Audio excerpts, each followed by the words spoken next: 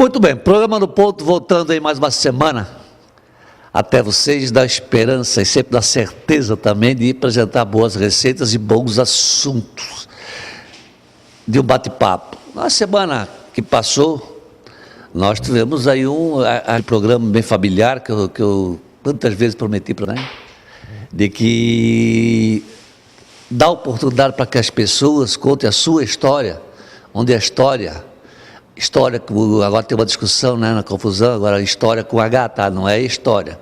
Às vezes tem alguém que conta a história com E, né, sem o H.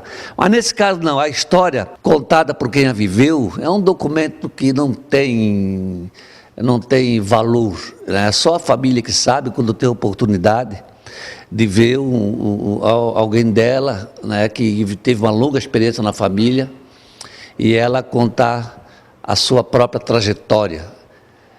E isso, a gente começa a fazer uma avaliação, né, de como o nosso país é formado. Que passou, né, a gente vê o nosso representante na Câmara dos Deputados, no Senado Federal, nas câmaras de vereadores, nas assembleias legislativas,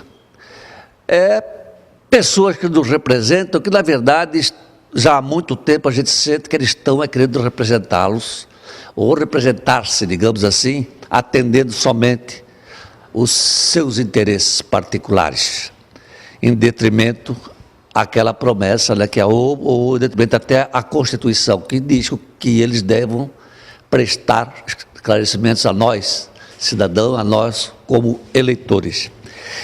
E estão aprontando uma discussão, vocês devem ter ouvido falar, quem não ouviu está ouvindo falar pela primeira vez, querendo flexibilizar, digamos, a língua portuguesa, deixando que eles possam ficar à vontade lá no Congresso Nacional para dizer um monte de asneira, falar tudo errado como se certo fosse.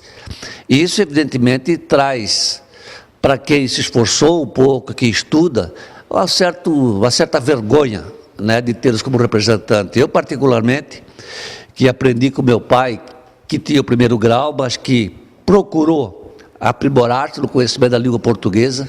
É uma língua difícil, mas é uma língua muito bela. Ela tem alternativas no seu vocábulo, que você pode aprender, de quando começa a aprender, uma palavra significa às vezes uma frase inteira, dependendo se você tiver a compreensão dos fatos. E isso é que nós temos que começar a bater. Nós temos eleição ano que vem, gente. Por favor, quando alguém for pedir um voto, seja seu amigo que for, pede para ele escrever uma cartinha só, mas de próprio punho, ali com 10 linhas só.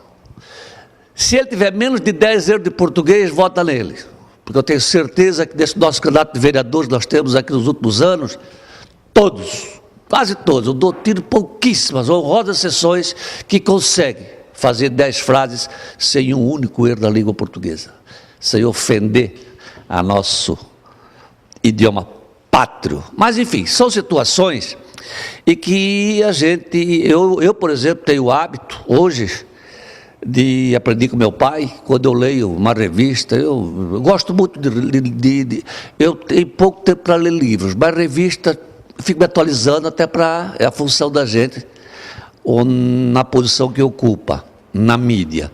E eu leio, mas eu não perco uma palavra não, no contexto da frase, eu estou com o dicionário do lado. Porque os jornalistas hoje são inteligentes também, e eles colocam armadilhas, palavrinhas ali no meio, que dão um sentido muito duplo na frase, e às vezes você começa a interpretar, e você leva adiante aquela informação, e leva ela distorcida. Por isso que o nosso programa de hoje, nós vamos voltar a um assunto que é muito interessante, é um assunto que assusta muitas pessoas, né? Tem ainda, o ser humano, ele tem um medo do desconhecido, isso aí é público notório em qualquer situação, e o que ele não conhece, ele dá um passo para trás, né? E as pessoas que têm a informação e têm a capacidade de convencê-los do contrário, tem que ter uma habilidade muito grande para atraí-los, para dar a oportunidade de ouvir o outro lado, ou pelo menos um lado, e a pessoa ter condição de entender bem a língua portuguesa e buscar na literatura, nas mais diversas, um contraponto daquilo que você ouviu de alguma pessoa ou que leu em algum lugar. E hoje eu tenho aqui, representando a nossa Federação Espírita Brasileira, o nome da loja, a casa aqui de Brusque é a Casa... Caminho da Esperança. Caminho da Esperança. Que já esteve aqui no ano passado, foi, né? No ano passado. Conversamos um pouco sobre o assunto, mas é um assunto assim muito amplo e é intrigante. A gente tem condição de ir aprofundando, os esclarecimentos vêm, e aí bota a sementinha para a gente começar a usar o que Deus nos deu, que é o cérebro, né? Para conseguir o livre-arbítrio, a capacidade de a gente assimilar e interpretar as informações que não são nada. Mas na parte culinária, a Neuza Mosman, ela ficou responsável para assumir a parte culinária. E ela está trazendo aqui uma receita que nós estávamos comentando, que depois eu vou voltar a conversar com vocês, que eu vou tirar também a surpresa dela, e ela que é a cozinheira, não sou eu, que é uma receita que, com ingredientes que nós pouco usamos na nossa cidade, né? Mas nós vamos já, na hora de mostrar o ingrediente, eu vou mostrar para vocês. A Neuza está em Brusque, quanto? 23 anos? 23 anos está em Brusque? Há 23 anos. 3 anos. Tem filhos em Brusque também? Morando aqui? Não mais. Não mais. Não mais. Falaste antes de nós iniciarmos o programa que tens um filho nos Estados Unidos. Sim, ele mora lá hoje. Quanto tempo já está lá? Há 6 anos e meio. 6 anos e meio. O que ele diz da culinária norte-americana? Sabe que eu digo uma coisa para ti, ó, se tem um país que eu não vejo culinária para dizer, não, uma culinária americana, além desses hot dog, essas coisas aí, mas em termos de culinária, ele conta alguma coisa para a senhora, tem culinária, não vale contar os estrangeirismos, não estou falando natural. É o básico que se tem lá hoje, em termos de culinária, são restaurantes, já tem muita cozinha brasileira lá, mexicano, né, italiano, então você come, hoje em dia nos Estados Unidos você come muito bem, mesmo porque vários produtos nossos já estão sendo mandados para lá, né? Então você encontra mercados onde as gôndolas já têm os nossos produtos. O que custou mais a chegar lá foi o Guaraná. E o ano passado, o Guaraná... Está pegando? Bastante. É que ele mora numa região que não tem muito brasileiro. O Rafael mora na Carolina do Norte. Pois é, isso que eu ia perguntar, porque estavas falando dessa maneira, eu digo, bom, mas se ele estiver numa região onde tem bastante latino, até é mais fácil, mas na Carolina do Norte já é bem pouco latino, né? Muito pouco. Brasileiro mesmo, nessa região em que o Rafael mora, eu só conheço ele. Mas ele deve ficar louco da vida, se feliz da vida quando a mãe diz, estou indo. Meu Deus, lá vai a minha mãe cozinhar aquilo, fazer aquilo, porque sempre a mãe da gente sempre é a melhor cozinheira do mundo, tá? Isso aí não dá, é uma discussão que não tem exceção. As nossas mães são as melhores cozinheiras do mundo, não tem que discutir. E aí quando chega lá, encontra os ingredientes para chegar e desenvolver uma culinária como se faz aqui na sua própria casa. E de melhor qualidade. O feijão preto, quando eu ia, eu costumava levar. Agora eu trago de lá para cá. O próprio grão de bico, eu trago de lá para cá. Ele vem importado, ele vem toda essa parte de grãos vem do México. E são fantásticos. Os Estados Unidos, basicamente, a gente vê muito nos filmes, né? O que a gente vê no filme, aquela família americana reunida aí para ação de graças. Aí... um bolo de batata que o cara pega a colher do pai para se servir, ele pega, já levanta e atravessa junto. Né? É tudo pronto, né? Não é verdade? Tudo pronto. É tudo pronto, é. Agora, já tem marcas que têm uma qualidade fantástica. Tem marcas, o purê de batata, especificamente, que é um prato particularmente dele, e ele gosta muito, já tem marcas muito boas lá. Purê de batata, já tem nhoque, parte de massas. A carne lá é maravilhosa. Fala-se muito de ser cara, mas a nossa, em comparação, em termos de qualidade, a nossa torna-se mais cara do que a deles. Hoje tem razão. Hoje o preço que no passado se dizia, o americano ganha 2.500, 3.000 dólares por mês, o salário médio, né? Não o qualificado. Mas em compensação ele tem que pagar uma fortuna por tudo. Não é verdade. Isso mudou. A gente vê hoje Miami cheio de comprando roupa, comprando tudo que é mais barato, né? Mas agora, em termos de alimentação que se vê, como nós temos aqui, digamos, a nossa referência aqui, que é o nosso feijão com arroz, digamos, uma coisa desse sentido, né? Como o americano trata a carne, ela pode até ser melhor, mas da forma como ele trata, dá vontade de dar uns tabefe neles, não? Da forma como eles tratam. Não, a gente vê, digo, nos filmes de culinária, que passam no Discovery Living, eles parece que tem que queimar a carne quando eles vão para aquele jardim, botar aquela churrasqueira deles, aqueles... E barbaridade. Qual profissão fosse, por quê? Professora?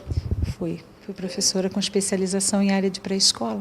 E o que achasse dessa ideia da pré-escola, se agora pode o bebê sair, já está falando português correto agora? Não, aí não justifica, né? Não, eu acho que nós temos realmente um idioma muito bonito.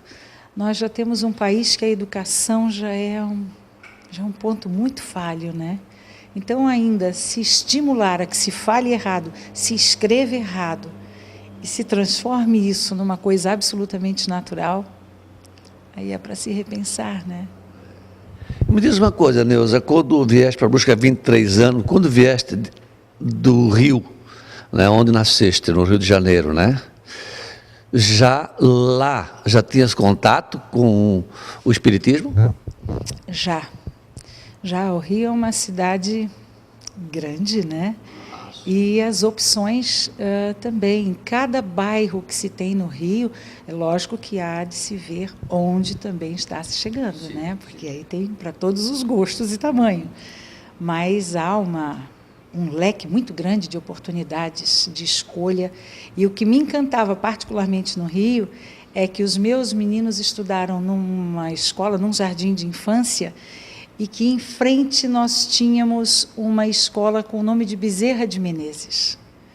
E eu me encantei com aquele nome, e aí foi onde eu comecei a querer saber quem era, o que fazia, o porquê, e dali comecei a pesquisar. Vim descobrir que a mãe de um aluno meu tinha um centro, só que aí já era zona norte do Rio, mas meu pai me levava todos os sábados lá. Bezerra de Menezes é uma família tradicional de Fortaleza, do Ceará, né? Eles são donos de bancos, são donos de grandes indústrias. O nome de rua também, eu sei que Bezerra de Menezes, em Fortaleza. Fortaleza. Eles têm um nome muito forte. E ele tem, esse nome Bezerra de Menezes, é ligado ao espiritismo? Sim, tanto que hoje, dentro daquilo que eu estudei, Bezerra de Menezes, ele dirige uma colônia, né? E ele foi um espírito que, após o seu desencarne, ele já poderia ter alcançado esferas mais altas, mundos mais felizes, e ele pediu que fosse concedido a ele continuar cuidando dos pobres do Brasil. E isso, na verdade, essa parte que as pessoas deveriam primeiro saber do espiritismo, né? Que justamente é o olhar para o próximo, né? com bondade, né? Ou seja, não generalizar pela maldade, sim pela bondade, ou seja, todo mundo é bom, até que se prove o contrário. Isso realmente eu acho que é uma das máximas, porque eu aproveitando, vou dar uma mordidinha aqui, essa semana passada, eu fiquei muito decepcionado com um debate que teve, por conta eu faço parte da comissão de habitação e tal, e a prefeitura, lógico que a rede social, ela lida com pessoas com necessidades, né? E ali no desespero, como o Brasil é um país muito injusto, lidar com as pessoas necessitadas, uma vez que os espertalhões levam vantagem e deixam a migalha para quem realmente precisa, então essa pessoa, né, eu coloquei um posicionamento lá e ela discordando, dizendo que eu não conhecia As pessoas que eram todos desonestos, eu fiquei, como todos desonestos? Isso é minoria. Se o mundo, se as pessoas fossem todas desonestas, ninguém poderia conviver num país de 7 bilhões de pessoas. Era todo mundo matando todo mundo durante o dia. Isso é um absurdo. Ou seja, nós podemos olhar o mundo com uma esperança, porque a maciça maioria são de pessoas que respeitam o outro. E a gente vê a solidariedade no dia a dia nosso, nas desgraças que acontecem, seja por conta da natureza, seja por conta do homem, né? E a gente sente que o povo está indo para esse caminho, não está não? Hoje nós vemos que as pessoas estão buscando mais a espiritualidade, alguma referência. E é um dos pontos em que que nos deixa felizes, porque nós acreditamos assim, não porque nós estamos num estudo da doutrina espírita, mas que a importância de que alguém tenha fé em Deus, fé em alguma coisa, que se dedique a alguma religião, seja ela católica, luterana, espírita, enfim, mas que tenha uma meta, que tenha... Sabe que esse é o meu preceito maçônico? É idêntico. É verdade.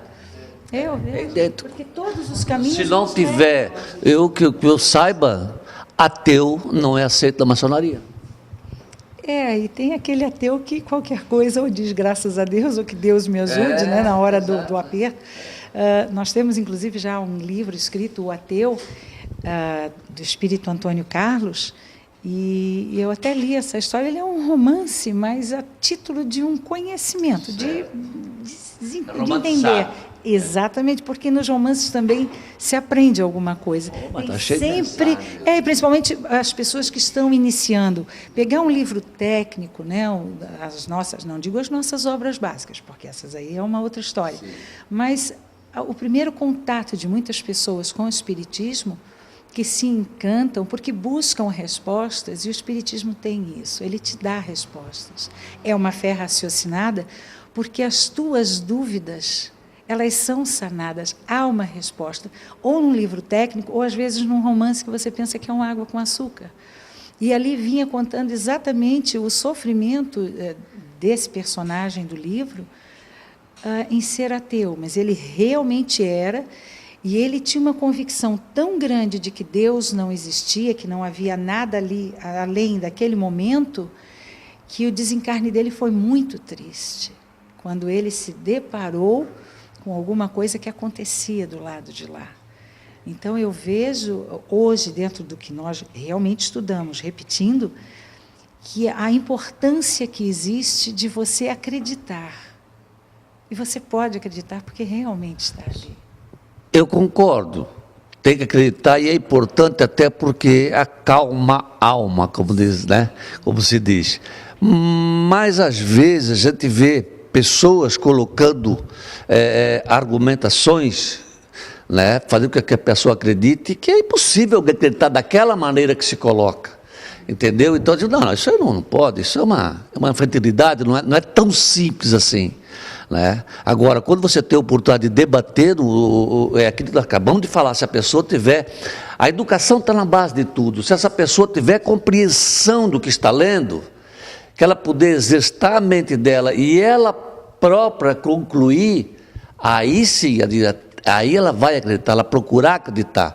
Agora, pelo simples fato de alguém dizer, é assim, ela tem que acreditar, é isso mais ou menos que eu coloco como uma discussão às vezes, né? Porque tem casos, né, da pessoa diz, se você não fizer isso, vai correr sangue nos teus olhos, você vai morrer, na base do medo, né? De a pessoa, não, vou ter que estar, tá bom, eu acredito, tá bom, eu acredito, tá bom, eu acredito.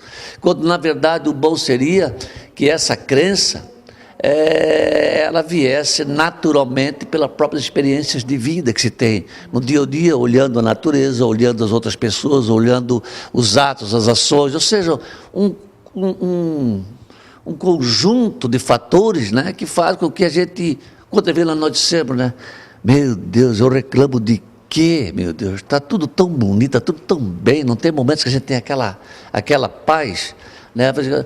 Acreditar ou não acreditar? Por que não acreditar? faz mal nenhum, acreditar é tão bom, dá uma paz, primeiro eu estou em paz comigo mesmo, e é o meu direito, ao meu livre-arbítrio, né? O meu direito de sentir e de pensar. Então, né?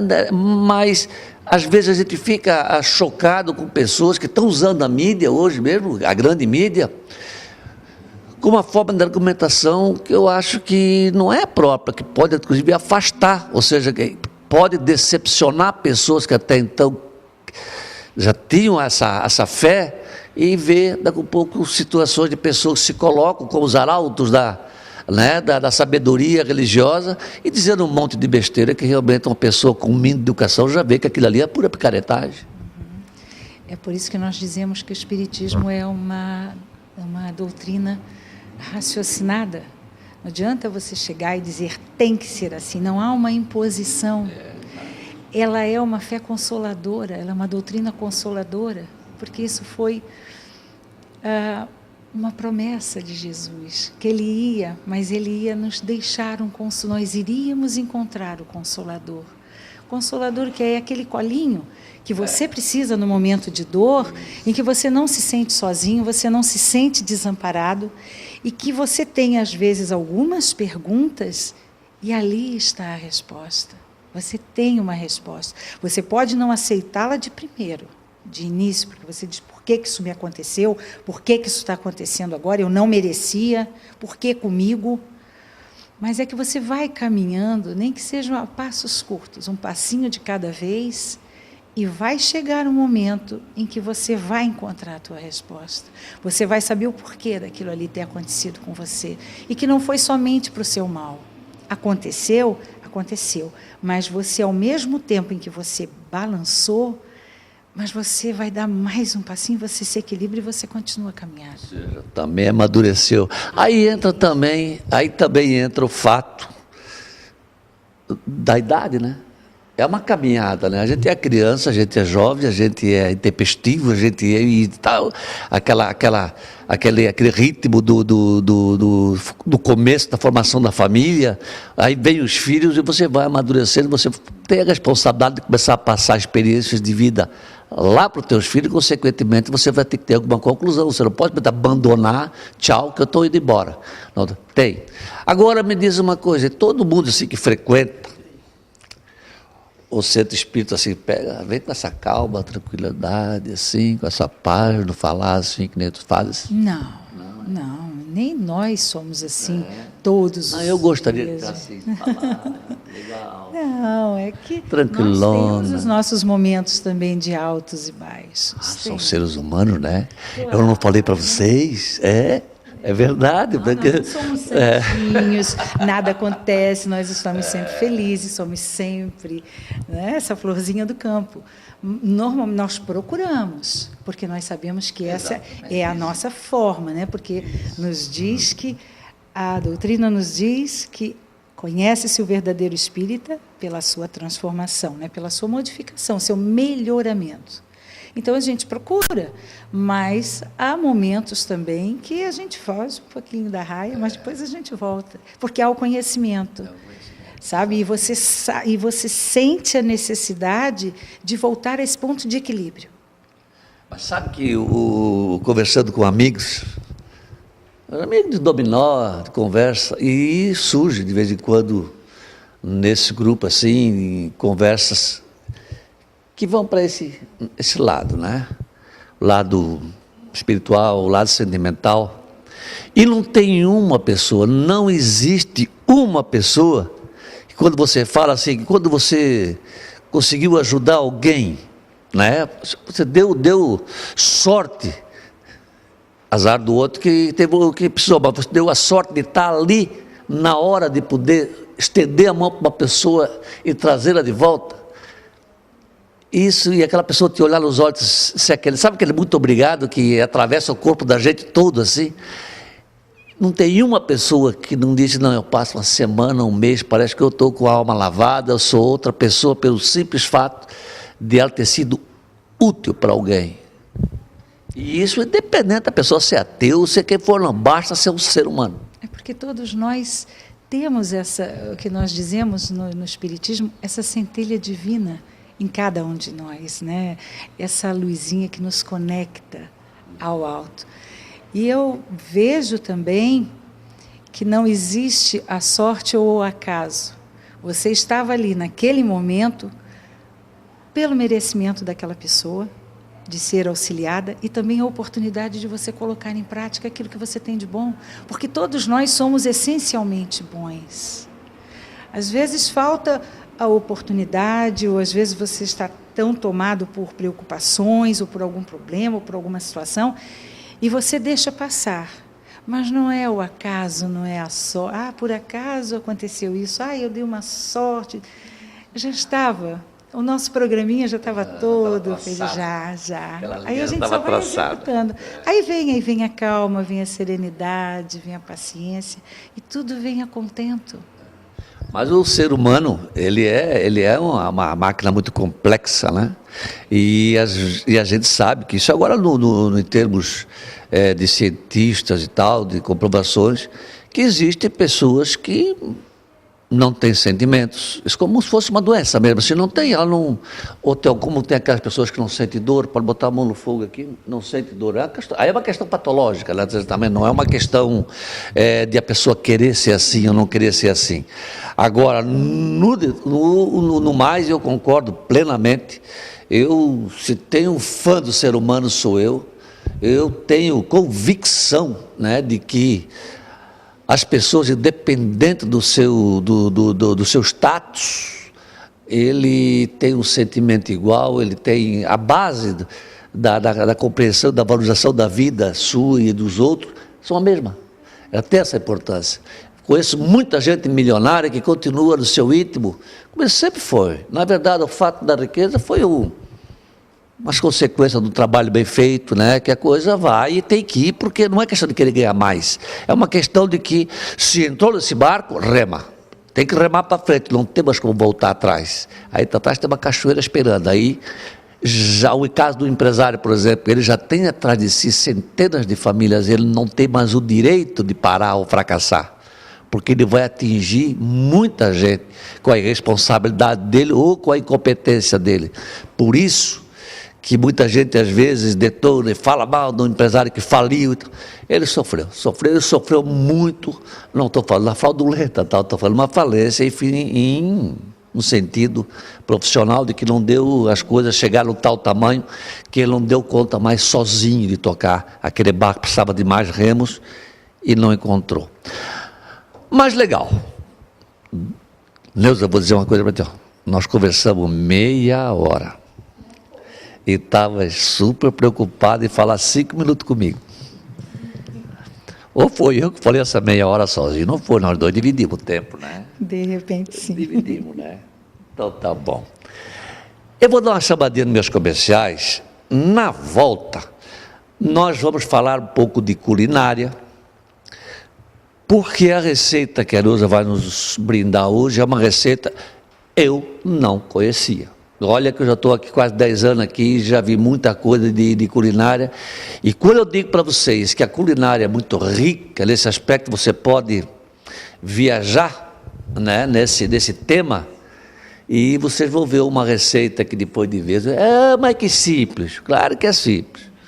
Botar uma tomada, o pino na tomada é simples, depois que alguém ensinou, porque se não ensinou direitinho, levasse um choque, fala a verdade, até o dia que alguém ensinou e digo, olha, não bota a mão no ferrinho. E assim é na culinária, depois que veio fazer, aí parece tão simples. Qual é a receita que eu vou fazer depois dos comerciais? É uma salada de grão de bico com bacalhau. Salada de grão de bico com bacalhau. Na volta, nós vamos conversar um pouquinho sobre esses ingredientes, principalmente o grão de bico, que nós soubemos que ele não é tão comum assim em nossa cidade. Está começando a acontecer alguma coisa em função da vinda de pessoas de fora para cá, que tinham o hábito lá na sua cidade de origem, e devagarinho está acontecendo, já se vê normalmente em supermercado, etc. Mas até então, para nós, não era. Da sobremesa, depois, diretor, eu falo, ela vai fazer a sobremesa também, a diretora está mandando falar. Mas depois eu falo, quando nós voltarmos dos comerciais, assim vocês têm uma oportunidade de dar uma olhadinha no comercial, da LZ, né, uma loja da Dona Nara Zedron, que fica aqui no centro da cidade, uma loja que tem o respeito pelo consumidor, um principal objetivo, o bom gosto, ou seja, tudo que a pessoa tem de bom gosto, ela colocou naquela loja. Lá você vai encontrar realmente produtos de primeira qualidade. É uma propaganda que parece assim, quando se faz uma propaganda assim, que porque a propaganda está recebendo para aquilo. Mas quando você pode dizer isso com convicção, fica bem mais fácil fazer uma propaganda. E a LZ é a propaganda das mais fáceis que tem para fazer. É só vocês fazerem uma visita e confiram. Se eu estiver mentindo, puxa o meu ouvido, tá bom? Eu volto um minutinho, pessoal.